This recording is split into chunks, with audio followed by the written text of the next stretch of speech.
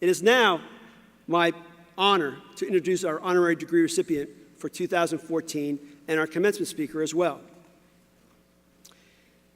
When most of us think of the term Renaissance man, we immediately envision Leonardo da Vinci, Michelangelo, Galileo. Okay, I know, they're not all Italian, but most are. But we can add Isaac Newton, William Shakespeare, and closer to home, we might consider Benjamin Franklin and Thomas Jefferson. But what makes someone be considered a Renaissance man? Well, according to Webster's dictionary, it's simple. It's a cultured man who is knowledgeable in many fields, well-educated, and is expert in several areas and fields of expertise. Well, based on this definition and my knowledge of our honorary degree recipient and commencement speaker, I'd venture to say that we have a modern-day Renaissance man here with us today, though I'm pretty sure he wouldn't describe himself that way, but I will. Mr. Robert Vagt, better known as Bobby, has had and continues to have a very interesting and multifaceted professional life. Currently, he is the chairman of the board of directors of Rice Energy Incorporated, a family-owned and operated independent oil and gas exploration and production company formed in 2007 and headquartered here in Cannonsburg. Previously, you may have noticed that Bobby served as president of the Heinz Endowments here in Pittsburgh, a perennial friend and supporter of Robert Morris University over the years. While this may sound to some as an interesting career transition, going from the foundation to oil and gas industry, it really isn't, given Bobby's interesting background. In fact, his experience in the oil and gas industry goes back to the late 1980s. But both before and in between all of this, Bobby's walked in many different shoes. Having earned his bachelor's degree in psychology from Davidson College, an independent liberal arts college located in Davidson, North Carolina, and then his master's in divinity from Duke University, Bobby went on to become an ordained Presbyterian minister. He was also then director of clinical programs at the Northwest Alabama Mental Health Center. He was the warden of Leansville Correctional Facility in North Carolina, and he served as director of the Municipal Assistance Corporation for the City of New York, helping to save the City of New York from bankruptcy back in the late 70s. But this is just a sample of the wide range of professions that he excelled in. Then, I guess after having the experience of being a minister, a psychologist dealing with mental health issues, a budget director helping to save New York City from bankruptcy, and then a prison warden, the only logical next job was to become a college president. And so he assumed the college presidency in 1997. He returned to his alma mater and became the 16th president of Davidson College, which he served with distinction for 10 years. Though I think he still tries to claim that he was the one who recruited Stephen Curry, the all-star point guard for the Golden State Warriors, to play basketball at Davidson during his tenure. But college presidents are known to claim ownership of all the great things that happen at their institutions. Bobby Vagt has come a long way in many diverse occupations and life experiences, and he's contributed significantly in each and every one of them. Plus, he's a great guy with a great sense of humor, and we're very honored to have him here today with us, a true modern-day Renaissance man. I now ask Provost Jamison to install Mr. Robert Vagt with the honorary degree of Humane Letters at Robert Morris University. Mr. President, I now present Mr. Robert Vagt.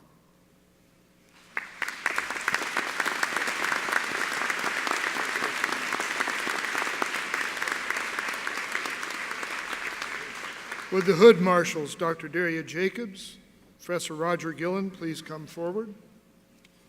And would Mr. Gary Klaus, Chairman of the Board of Trustees, and John Michaelenko, Vice President for Student Life, come forward to assist in the hooding. Mr. President, at this time, please confer the honorary degree, Doctor of Humane Letters, upon Robert Vagt.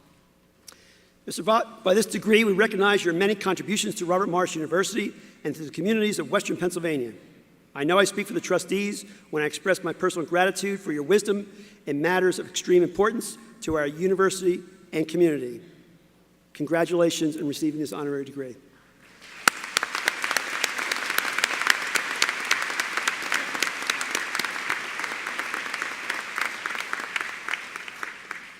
Bobby, I now invite you to come up and say a few words.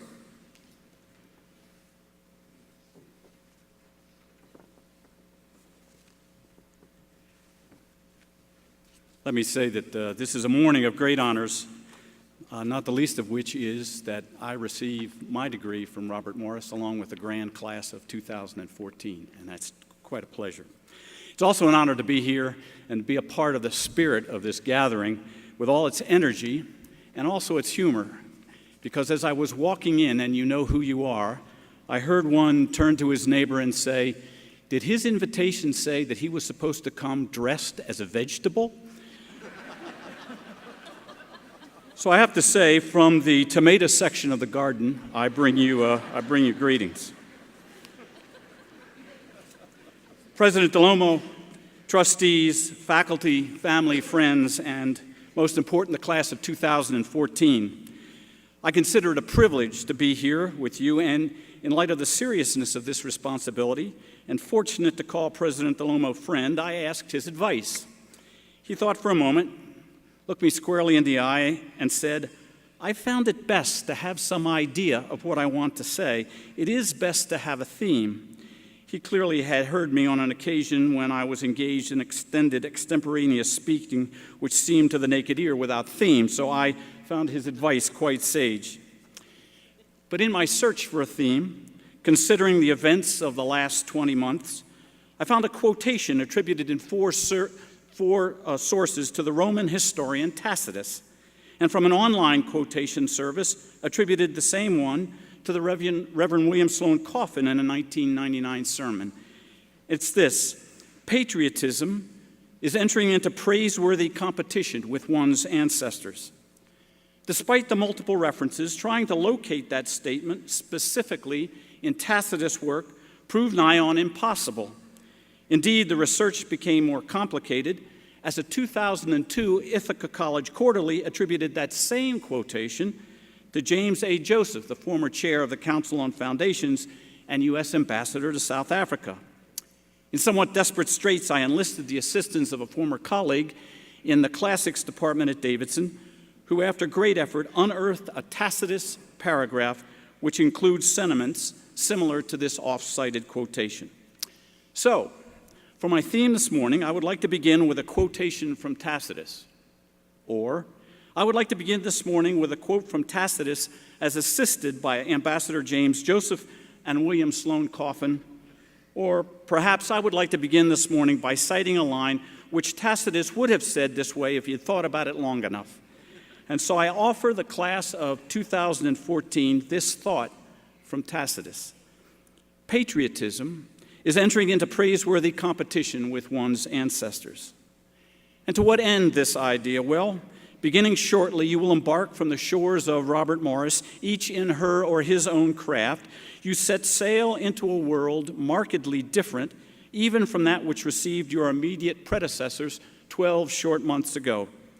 For in addition to those hardy perennial challenges of disease, poverty, hunger, political oppression, global wounds which seem to be always with us, you also enter a world redefined by recent events of war and peace and reconstruction, of a redefined power structure and world order, of a redefined view of the United States held by others, and indeed a redefined view of the United States held by those who live here. But as significant as each is, it is not to these that I offer up this Tacitus. No, it's to that underlying primary challenge, the wholesale abandonment of our willingness, and with it our ability to listen to or consider an opinion or point of view that varies from our own. Here again, patriotism is entering into praiseworthy competition with one's ancestors. Patriotism, a word that has experienced high-volume use of late.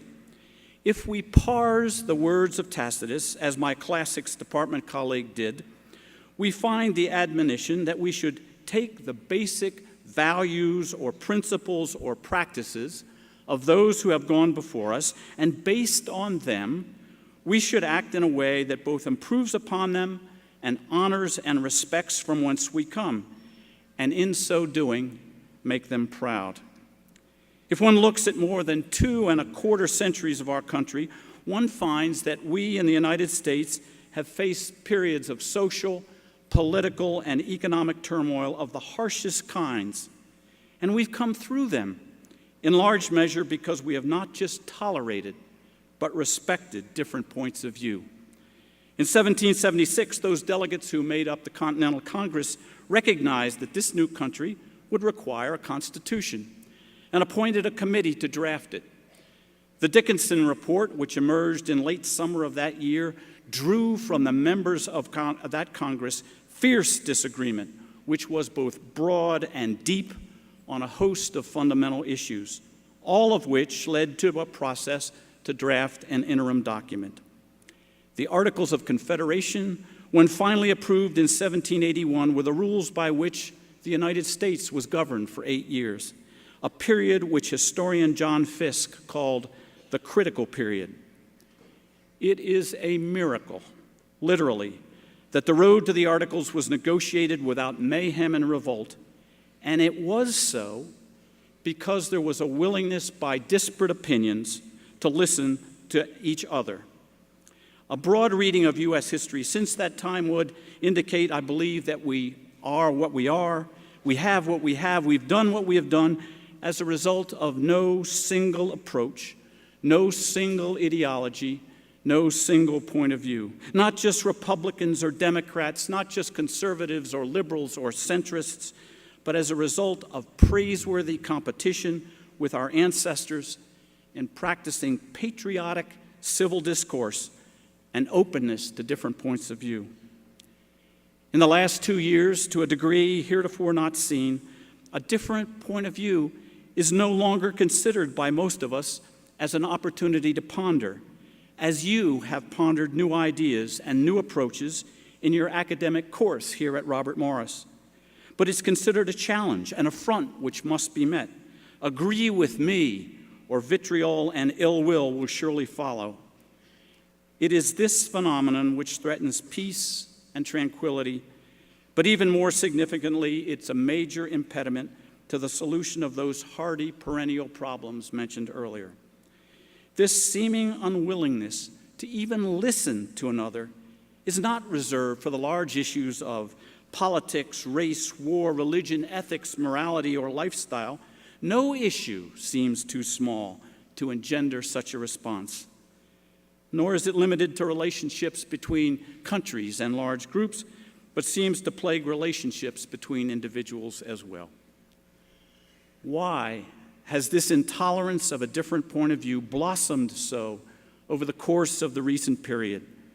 Certainly, the nature and the content of the issues at hand have fertilized its growth, but why is it that we respond thus? I offer 3 possible explanations. One might simply be time. We want not only our food, but also our friendships, our relationships to be fast, of the quick and easy variety, involving essentially no effort on our part. As a result, all too often, we are not willing to take the time to get to know a person, to know not only what she or he believes, but why. A second explanation might be, unfortunately, intellectual sloth.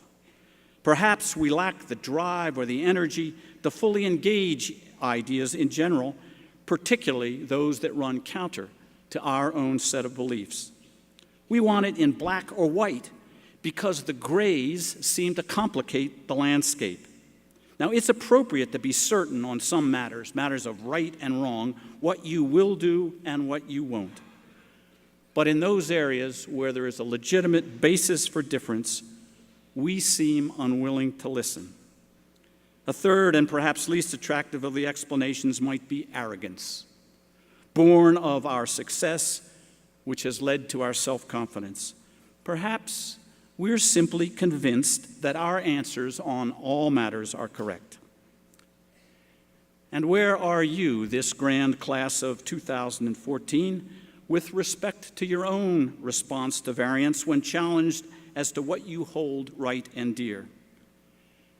Having spoken to faculty and read a great deal about many members of this class, I would say that you've learned how to meet an idea foreign to you, a point of view different, even very different from your own. Moreover, I would suggest that you have learned how to meet such an idea and grapple with it, stare at it, chew on it, ponder it, dissect it, consider its implications, test it, learn how to think about it.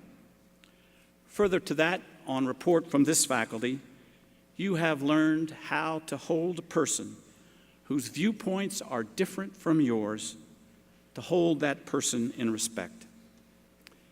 Having learned it, you now must put that knowledge into practice. There is a young woman in this larger community who exemplifies such practice.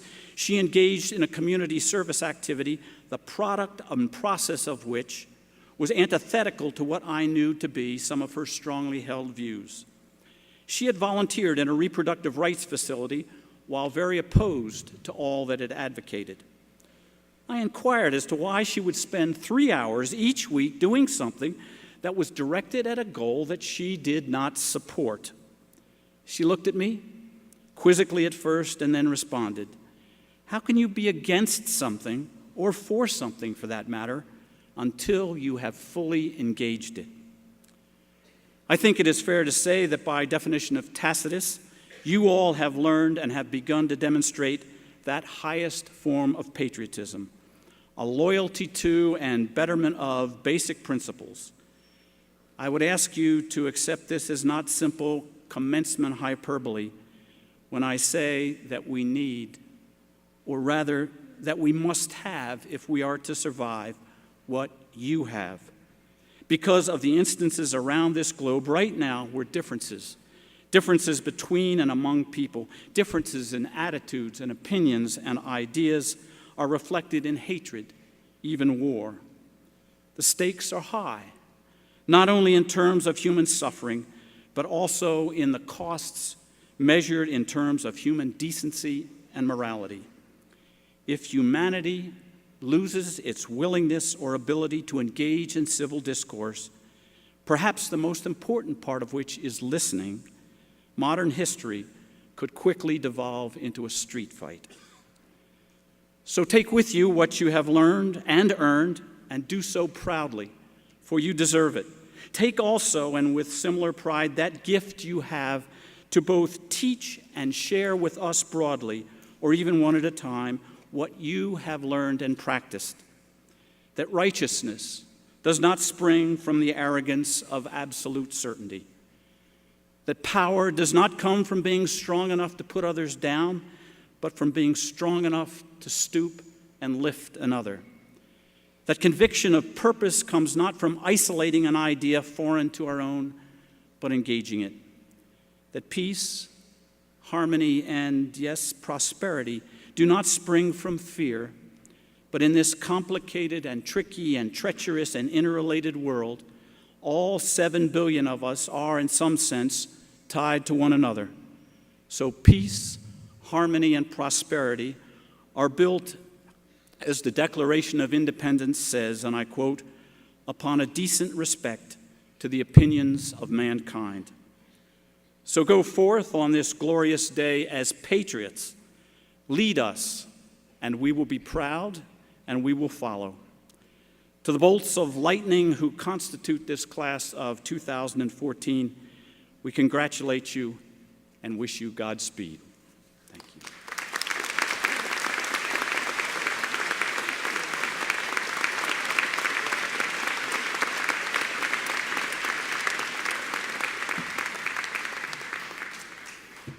Wow.